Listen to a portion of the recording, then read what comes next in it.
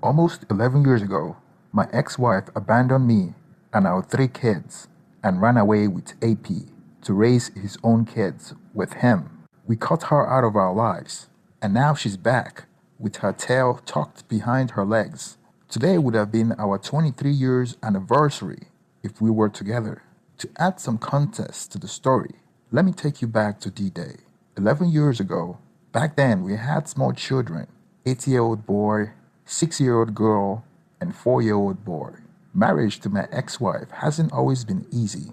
It's been a roller coaster, and obviously, I think about it from time to time, days like today. But it's mostly just to think about what would have been and what she threw away.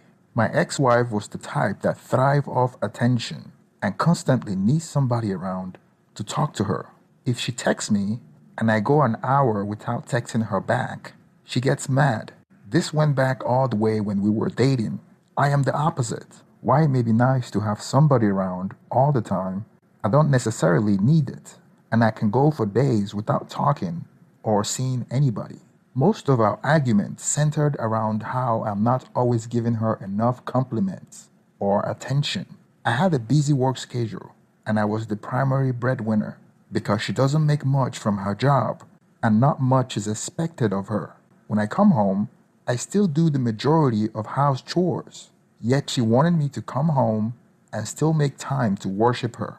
Despite that, I still go out of my way to buy her flowers and chocolates. I still told her I love you always, even when I don't. She still find ways to pick on things that I wasn't doing well. It seemed like I couldn't do anything right. Everything that she could find to criticize or to make me out to be a bad husband, she was picking on me about. If you would have asked me before this rough patch, I would have told you we were very happily married. We got along, worked together through all things. We're raising our kids well, and etc. But lately, she was very unhappy and taking it out on me like I was the worst person in the world. I started suspecting that she was having an affair. One day, while I was on the phone with a customer at home, and I was looking for a paper to write on in a hurry, when I saw she left her handbag on the living room table, I don't want to get into my office, so I dig through her bag looking for a pen and paper. I found her notebook and a pen and wrote on it.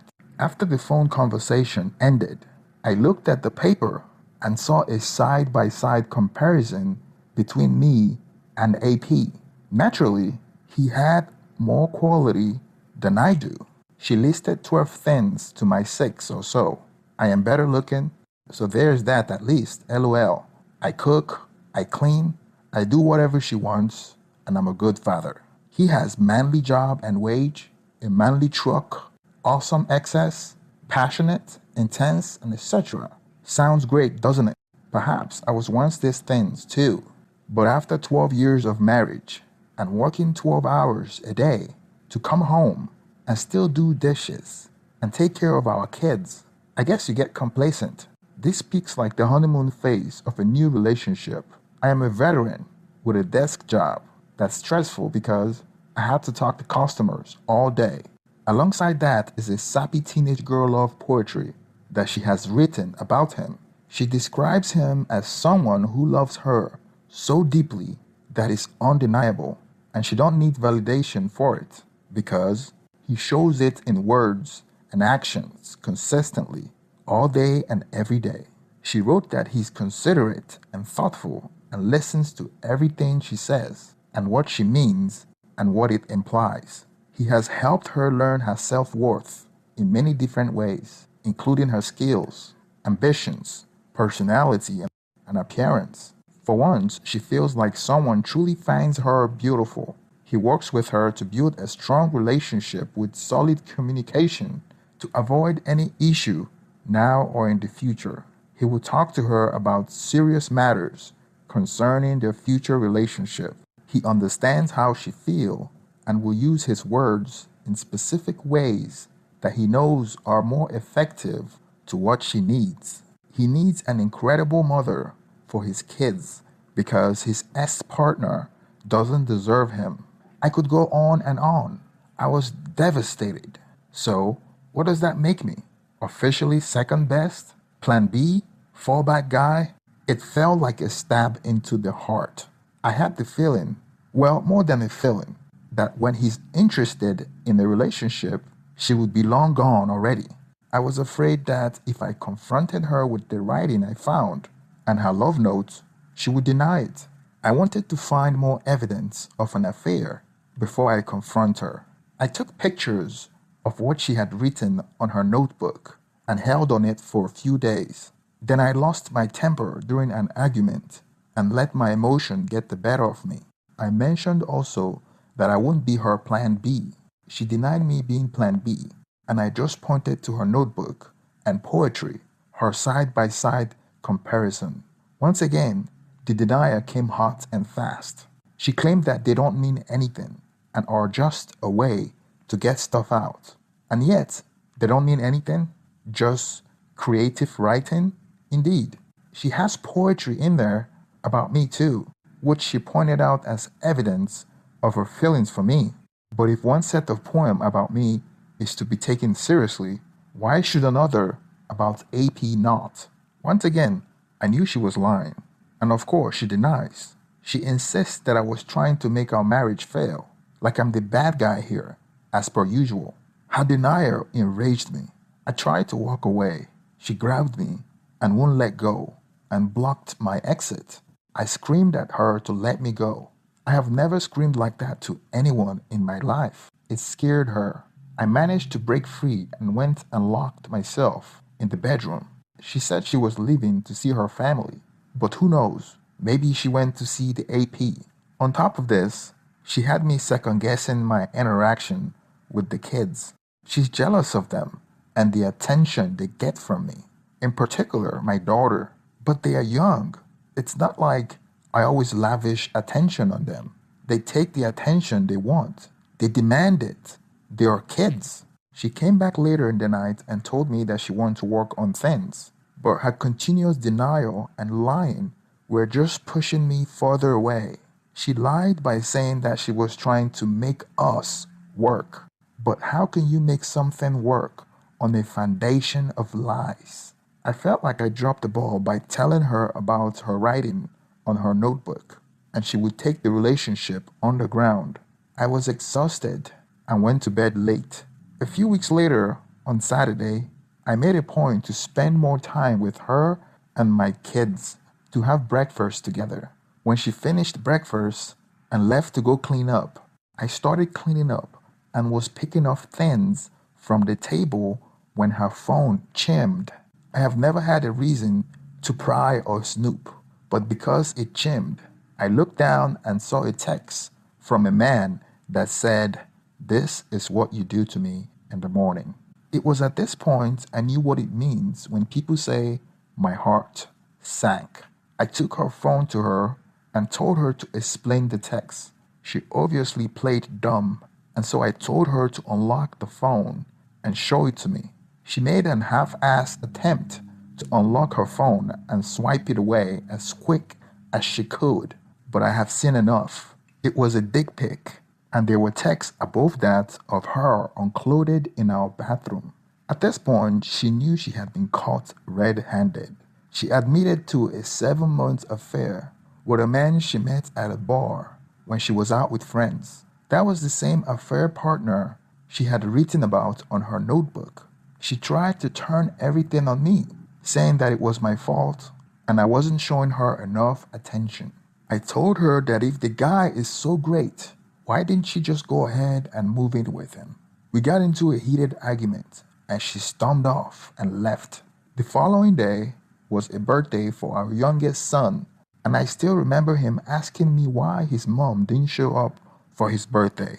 I didn't sugarcoat it. I told him that his mom was with her boyfriend, and I'm not going to be that guy that would lie to his kids. I didn't know how I could put on a happy face for our son, let alone face our friends and family. I had to go and grin and bear it despite the fact that my heart has been ripped to shred, stomped on, spit on, burned, and everything else. After that was over, she didn't show up till 2 days later.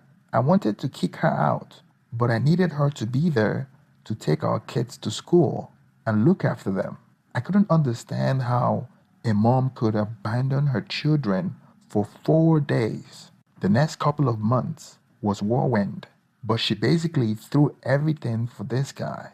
Turns out that this guy was moving out of state with his kids, and she wanted to go with him. There was no chance for reconciliation between us, so I filed for divorce a month after finding out. I was concerned on how we could share custody, and she left me stunned when she told me to be sure to put in it that I could have full custody of my 2 sons and daughter. She wanted to run away with this guy and didn't want to have anything to do with her previous life, including her own kids. Even her parents couldn't believe it. The first few weeks were torture, trying to balance life as a single dad of 3 kids with a stressful job. I was able to pull through with help of family and babysitters. To make matters worse, her affair partner had shared custody of his kids, so she followed her affair partner with his kids and abandoned hers. The nights were tough because I had to share a bed with my 2 youngest, and because they took it harder than my oldest. 2 months after she left, she didn't pick up the phone and call her own kids or check on them. I have always felt like she had resentment for our kids because they seemed to love me more than her. Knowing how much she enjoys attention, she may have resented us for that. About 5 months later, she reached out to me, telling me that she was coming to town and I should allow her to meet the kids. I shouldn't have agreed, but I did. I did so because I wanted to put a smile on my children's faces. I thought that seeing their mom would make them happy. I didn't know what I was thinking. We planned on meeting at our favorite restaurant when we were still family. My kids spent the entire week looking forward to meeting with their mom. We were supposed to meet up on a Saturday. I dressed up the kids and got them ready to go. My kids all have handcrafted gifts for her, paintings to give to their mom, gifts that took time to make. We were about to enter the car when I received a call from her, telling me that she was canceling. I was dumbfounded. That was one of the worst days of my life. I couldn't get myself to tell my kids that their mom, whom they have been looking forward to meeting for a week, is no longer coming. She didn't even give a good reason why she didn't want to see them anymore. From that day on, she was dead to me.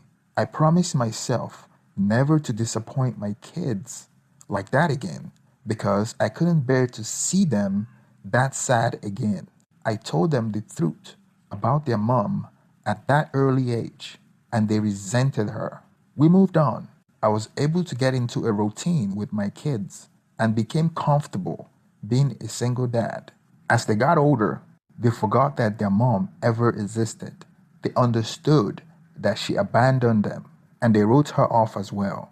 2 years later, I received a call from my wayward wife saying that she finally wanted to unite with our kids. I told her to stay away from us, and I told her that I would be getting a restraining order if I saw her around our kids. I also told the kids about it, and I'm grateful to have kids that understood what was going on.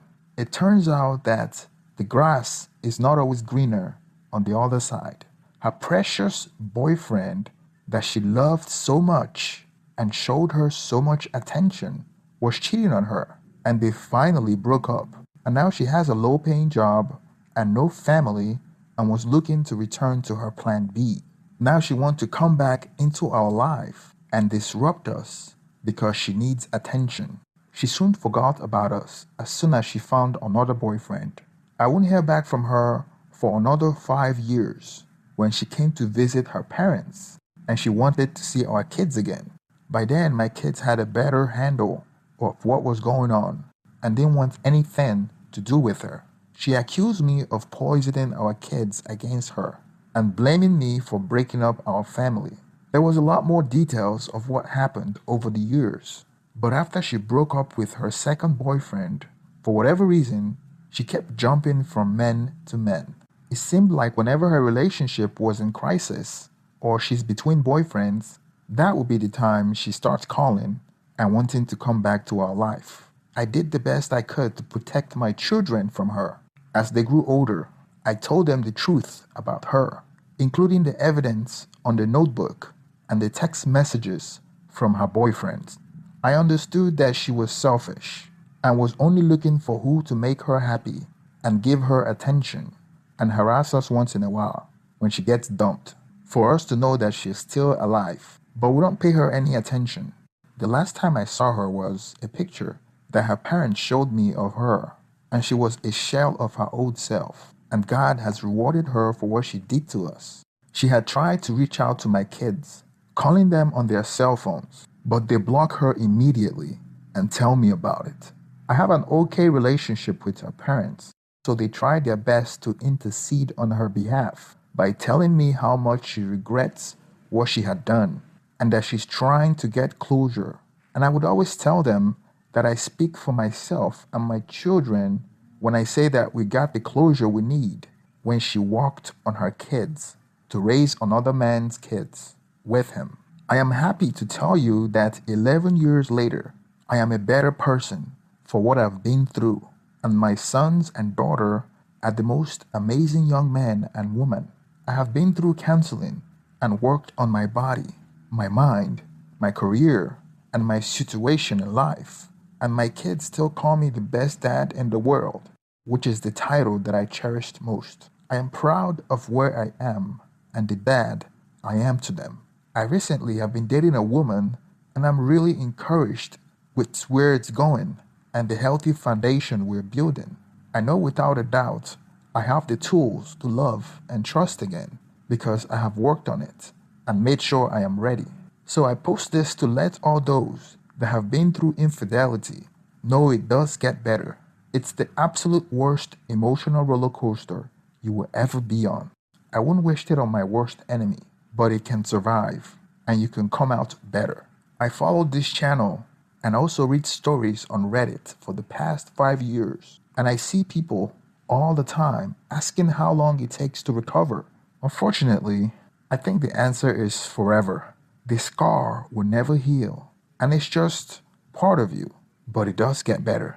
Work on yourself and get through the days. Some will be high, some will be low, but over time, there will be far more highs than lows. There will always be days that comes around that makes you remember, but instead of being sad about it, you just wonder and go on with your days. Please don't forget to like and subscribe. Please hit the thumbs up so YouTube will recommend my videos. Thank you very much and have a good day.